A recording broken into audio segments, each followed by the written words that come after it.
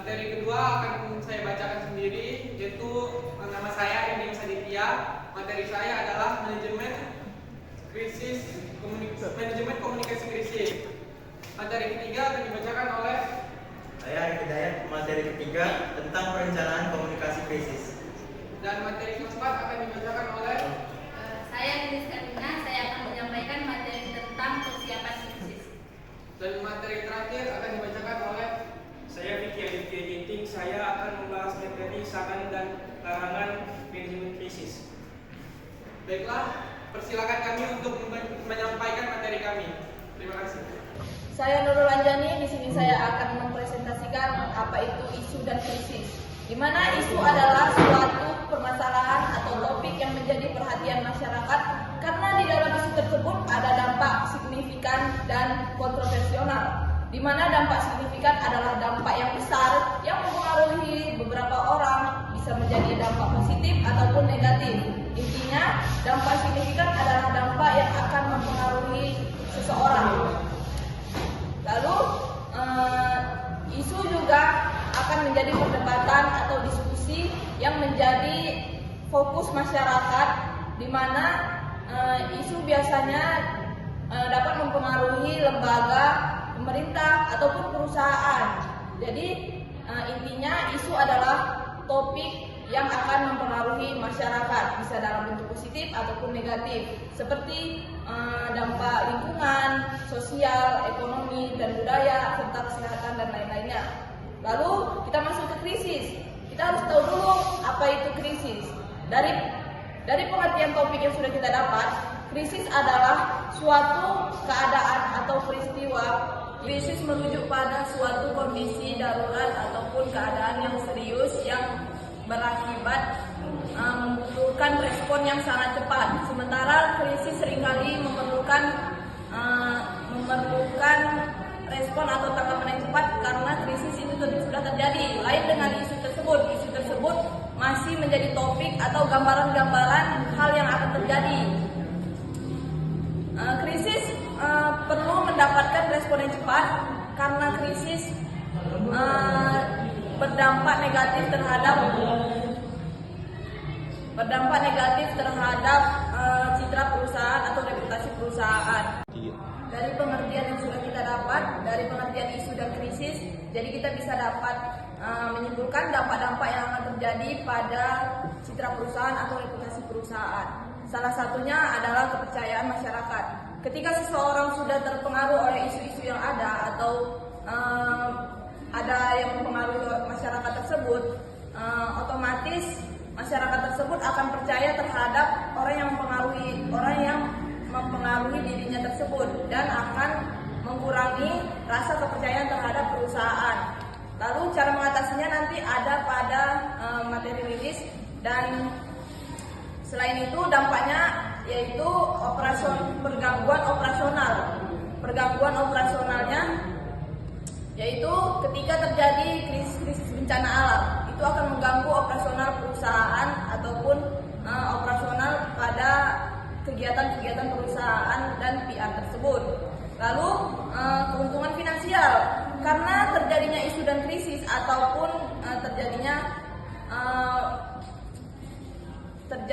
pengaruh-pengaruh besar terhadap masyarakat ataupun orang-orang sekitar, keuntungan finansial dalam perusahaan juga tidak akan stabil karena banyak dampak-dampak negatif yang akan terjadi.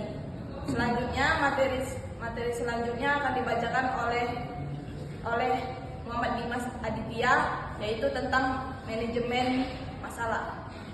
Adalah manajemen komunikasi krisis.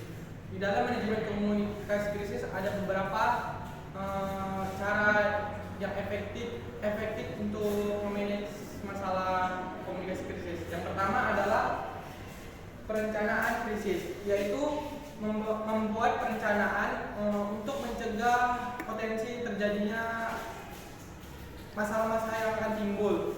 Jadi di dalam perencanaan ini kita sebagai PR membuat atau planning rencana kedepannya agar masalah yang timbul nanti dapat teratasi dengan baik. Yang kedua adalah komunikasi efektif, yaitu membangun rencana komunikasi yang jelas dan transparan. Jadi sesama anggota karyawan atau PR dengan masyarakat juga harus transparan gitu, PR yang menyampaikan informasi yang ingin disampaikan agar tidak ada kesalahpahaman.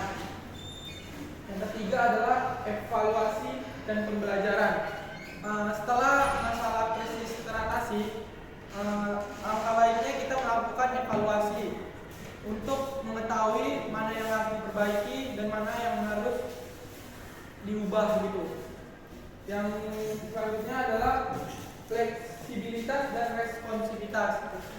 Artinya adalah PR itu harus cepat tanggap, mengikuti informasi yang ada di luar agar perusahaan tidak ketinggalan dalam hal informasi gitu. Jadi PR itu tidak akan mengalami komunikasi yang gagal. Selanjutnya adalah pemulihan dan pembangunan kembali. Setelah masalah ini mereda, alangkah baiknya PR itu membangun kembali citra perusahaan. Jadi kayak misalkan suatu masalah sudah terjadi di dalam perusahaan itu, kan PR itu harus menyelesaikan masalahnya. Untuk itu, setelah masalah itu terjadi, maka PR untuk mencoba kembali membangun citra perusahaan itu agar menjadi lebih baik lagi. Mungkin itu saja yang dapat saya sampaikan. Selanjutnya akan disampaikan oleh teman saya Arif. Nah, berikutnya adalah saya akan menjelaskan tentang perencanaan komunikasi krisis. Nah, perencanaan komunikasi krisis ini melibatkan beberapa hal seperti identifikasi resiko, kemudian respon tim terhadap perencanaan, kemudian pengembangan pesan-pesan krisis, dan juga bahkan pelatihan media. Nah, jadi sehingga perencanaan ini sangat penting untuk dimiliki oleh perusahaan yang terstruktur atau jelas untuk mampu mengatasi atau mengelola atau meminimalisirkan dampak yang akan terjadi ketika ada suatu krisis di perusahaan. Nah, ada beberapa perencanaan untuk perusahaan menghadapi krisis. Yang pertama itu ada yang namanya mengidentifikasi potensi krisis.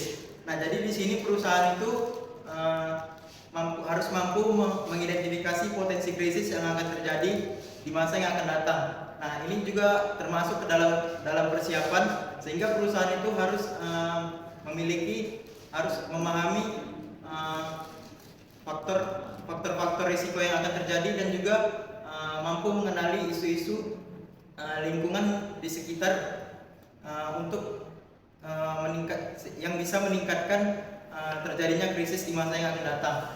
Nah, yang kedua itu adalah tim tanggap krisis. Nah, jadi di sini perusahaan itu membangun suatu tim komunikasi PR untuk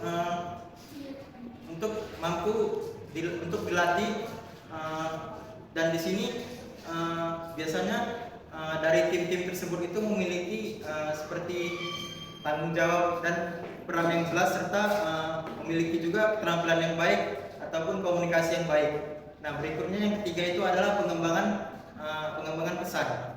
Nah, di sini perusahaan itu harus mampu berkomunikasi dengan tim yang telah dibentuk untuk mengembangkan pesan-pesan yang akan disampaikan selama masa krisis yang terjadi. Nah, ini biasanya mencakup tindakan atau juga perencanaan-perencanaan yang akan diimplementasikan untuk perusahaan jika terjadinya suatu krisis yang terjadi di masa yang akan datang. Nah, yang keempat itu ada yang namanya kanal komunikasi. Nah, kanal komunikasi ini berarti perusahaan itu memilih saluran yang efektif untuk dijadikan media untuk menyampaikan pesan-pesan selama terjadinya masa krisis. Nah, ini melibatkan beberapa hal seperti media massa, platform online, atau konferensi pers, atau bahkan juga langsung bisa berkomunikasi antara eksternal seperti pelanggan ataupun mitra bisnis. Nah, berikutnya adalah simulasi dan latihan. Nah, ini perusahaan berarti melakukan simulasi dan latihan terhadap suatu tim yang telah dibentuk, apakah berfungsi atau tahu bagaimana atau bagaimana tahu untuk menghadapi masa krisis yang akan datang. Ini juga termasuk ke dalam persiapan dalam perencanaan pemulihan yang akan terjadi jika terjadinya suatu masa krisis yang akan datang. Nah, mungkin itu saja perencanaan-perencanaan yang telah untuk membantu suatu perusahaan dalam menghadapi masa krisis yang terjadi dengan cara memiliki perencanaan yang terkoordinasi ataupun komunikasi yang efektif. Itu juga dapat membantu menjaga citra perusahaan atau mampu menjaga kepercayaan dari pemangku kepentingan perusahaan. Mungkin itu saja yang dapat saya sampaikan. Selanjutnya akan dilanjut oleh Vicky. Oke, baiklah, di sini saya akan menjelaskan tentang persiapan yang harus dilakukan oleh seorang PR dalam menghadapi krisis. Yang pertama adalah persiapan darurat. Jadi seorang PR itu harus membuat perencanaan ataupun persiapan sebelum menghadapi situasi krisis. Seperti strategi apa yang akan dilakukan, bagaimana mengatasi krisis, sehingga apabila situasi itu datang, perusahaan sudah tahu bagaimana cara mengatasi situasi tersebut. Kemudian bergabung dengan komunitas. Jadi seorang PR itu harus banyak relasi dan juga bergabung dengan komunitas lain.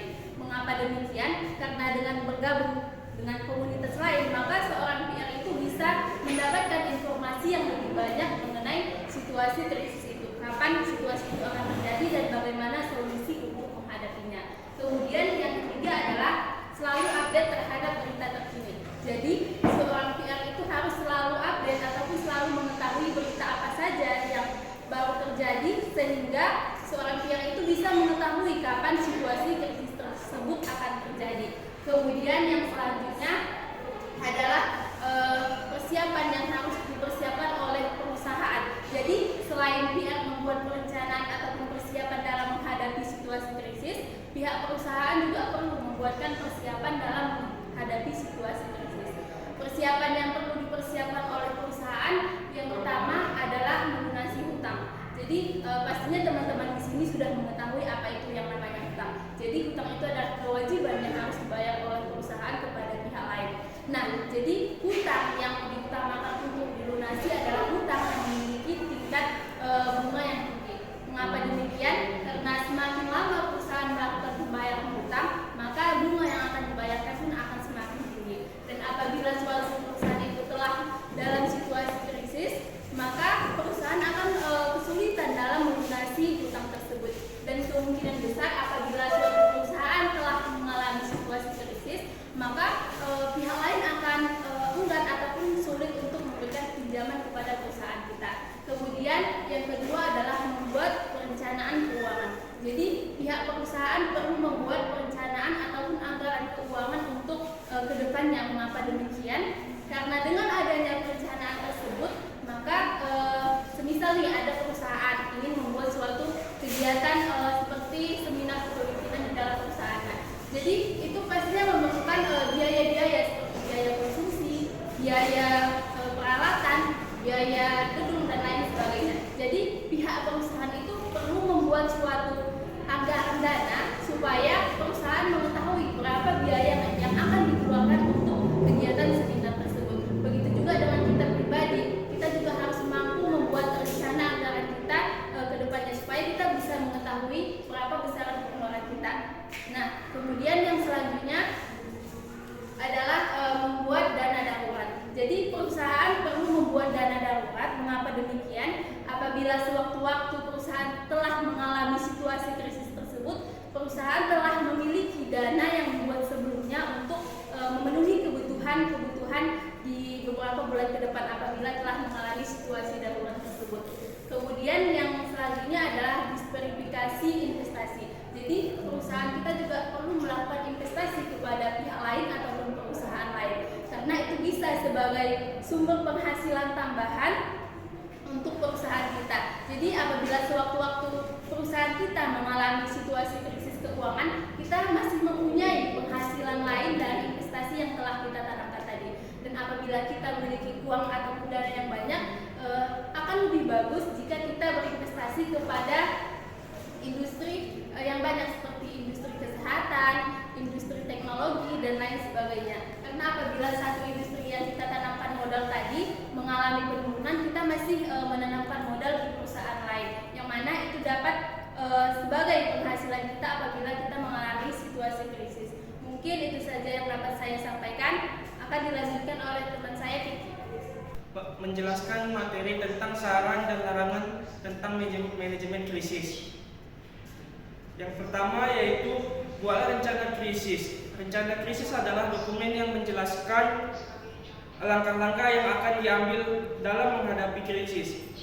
Rencana krisis harus dibuat sebelum krisis terjadi, sehingga perusahaan dapat bertindak cepat dan efektif dalam menghadapi krisis. Selanjutnya yaitu delegasikan tanggung jawab. Dalam menghadapi krisis, penting untuk mendelegasikan tanggung jawab pada orang-orang yang berkompeten. Hal ini akan membantu memastikan bahwa krisis dapat ditangani dengan cepat dan efisien. Selanjutnya, komunikasikan dengan jelas. Komunikasi yang jelas dapat transparan sangat penting dalam menghadapi krisis. Perusahaan harus berkomunikasi dengan karyawan, pelanggan, dan pemangku kepentingan lainnya secara terbuka dan jujur. Selanjutnya, bersikaplah empati. Krisis dapat menyebabkan emosi yang kuat baik bagi karyawan, pelanggan maupun pemangku kepentingan lainnya. Perusahaan harus bersikap empati dan memahami kebutuhan mereka. Yang terakhir, pelajari dari krisis. Setelah krisis berlalu, penting untuk mempelajari dari pengalaman tersebut. Hal ini akan membantu perusahaan untuk meningkatkan kemampuannya dalam menghadapi krisis di masa depan. Yang kedua yaitu larangan dalam manajemen krisis. Berikut adalah beberapa larangan dalam manajemen krisis. Jangan panik dapat menghambat pengambilan keputusan yang rasional. Perusahaan harus tetap tenang dan fokus dalam menghadapi krisis. Selanjutnya, jangan berbohong. Bohong dapat merusak kepercayaan publik. Perusahaan harus selalu jujur dan transparan dalam menghadapi krisis. Jangan menyalahkan orang lain. Menyalahkan orang lain tidak akan menyelesaikan masalah. Perusahaan harus fokus pada penyelesaian krisis. Mungkin itu saja yang bisa dapat saya sampaikan. Lebih dan kurang saya mohon maaf. Sebelumnya perkenalkan saya Juan dari kelompok 2. Sini saya udah jelaskan sedikit ya apa yang saya dengar tadi, yaitu kan kalian bahas isu sama krisis. Nah, itu kan tentang sebuah permasalahan. Sedangkan krisis itu kayak sebuah keadaan darurat. Sebenarnya ini kan hampir-hampir sama. Dan itu di kalangan masyarakat. Di sini saya mau tanya, seberapa penting peran komunikasi dalam penanganan situasi krisis yang terjadi? Penting peran komunikasi Ya, dalam penanganan situasi krisis. Terima kasih. Saya Sutriana dari kelompok 2. Saya ingin bertanya kepada kelompok 4, kelompok 3. Kita ketahui kan pada saat ini penyebaran arus informasi itu sangat mudah dilakukan ya. Jadi bisa saja terjadi kesimpang siuran antara informasi yang kalian sampaikan dengan informasi yang disampaikan oleh media lain yang tidak menjadi partner media kalian. Jadi kalian sebagai PR bagaimana mengatasi masalah ini agar tidak menjadi krisis bagi perusahaan kalian? Baiklah, perkenalkan, nama saya Safira Terasati dari kelompok 4. Di sini saya ingin memberikan pertanyaan kepada kelompok 3, yaitu mengenai apa yang akan terjadi jika suatu krisis dalam perusahaan tidak dikelola dengan baik dan apa dampaknya bagi perusahaan. Terima kasih. Oke, baik, di sini saya akan menjawab pertanyaan dari saudara Julian dari kelompok 2, yang mana pertanyaannya adalah seberapa penting peran komunikasi dalam penanganan situasi krisis. Nah, jadi peran komunikasi dalam penanganan situasi krisis sangatlah penting. Yang mana komunikasi itu adalah sarana yang digunakan untuk penyampaian informasi dan juga membangun kepercayaan antara organisasi dengan perusahaan. Dengan kita menyampaikan komunikasi yang baik, maka itu dapat mencegah penyebaran informasi yang salah ataupun menyesatkan. Kemudian dengan kita menyampaikan komunikasi yang baik, maka dapat membangun kepercayaan publik. Nah, jadi seorang PR ini memiliki peranan yang penting untuk mempengaruhi masyarakat dan juga mengkomunikasikan hal-hal yang baik kepada masyarakat tentang perusahaannya, yang mana supaya masyarakat tersebut tidak salah penanggapan terhadap perusahaan. Mungkin itu saja saya kembalikan.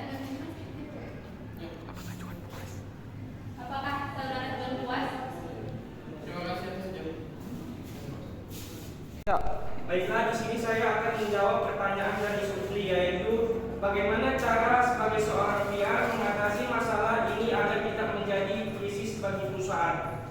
Jawabannya yaitu untuk mengatasi potensi krisis, pertama lakukan manajemen risiko dengan mengidentifikasi potensi isu dan rencanakan respons yang tepat.